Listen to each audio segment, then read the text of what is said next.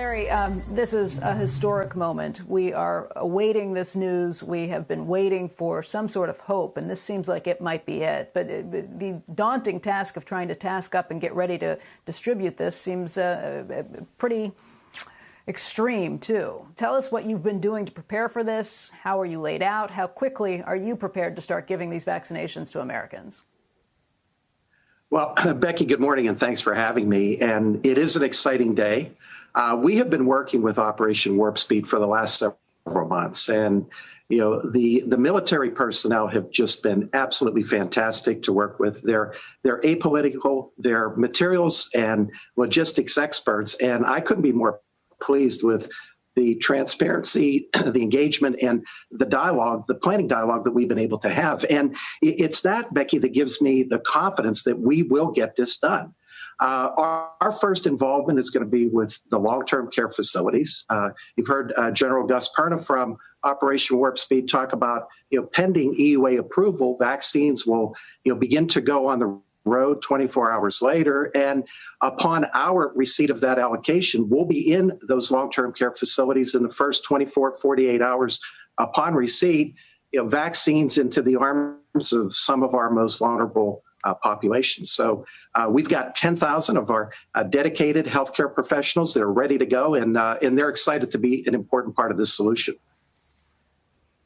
I know that you all have been looking to staff up, hire additional people, and I just wonder how that process is going. You've got 10,000 people you can already put out there, but obviously you're anticipating you're going to need more people. How do you hire those people? Where do you hire those people? And are these going to be CVS technicians who are going to places? Are these CVS Health people who are going into these long-term care facilities? How will you be doing this eventually in the actual CVS stores? Well, Becky, going to long-term care facilities and conducting clinics, that is something that is not new for us. We've been going to those facilities for several years now, administering the seasonal flu vaccine.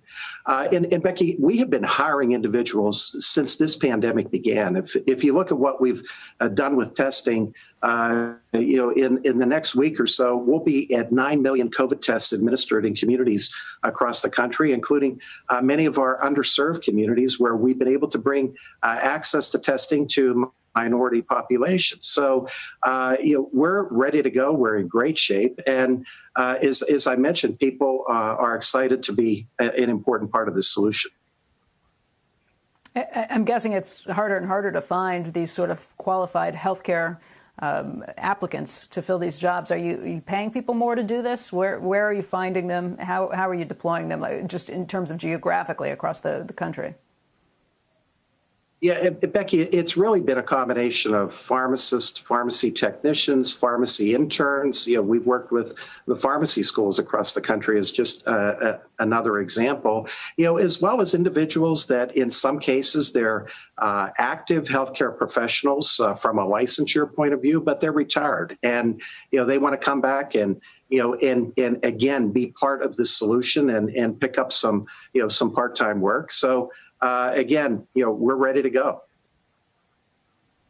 Larry, we've heard a lot of concerns about supply chain constraints. That's something that even people on Wall Street are worried about, that if this doesn't roll out smoothly, there could be issues to it. And there are some technical issues just dealing with this vaccine that has to be kept at a very cold temperature.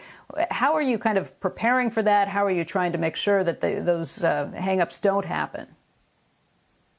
Yeah, Becky, great question. And as you look at the vaccine candidates, 5 of the 6 candidates that are in some phase of progression, they require, I'll describe it as normal refrigeration or freezing that exists today across all 10,000 of our CVS pharmacies.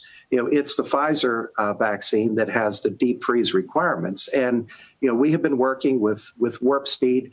That vaccine will be distributed in special thermal shippers, and those shippers can be re-iced every 5 days, 3 times, which gives it a life cycle, if you will, of 15 days, and then an additional 5 days under normal refrigeration freezing capabilities. So we're going to be using depot stores. We'll have about 1,100 of our CVS pharmacies that will receive the Pfizer vaccine.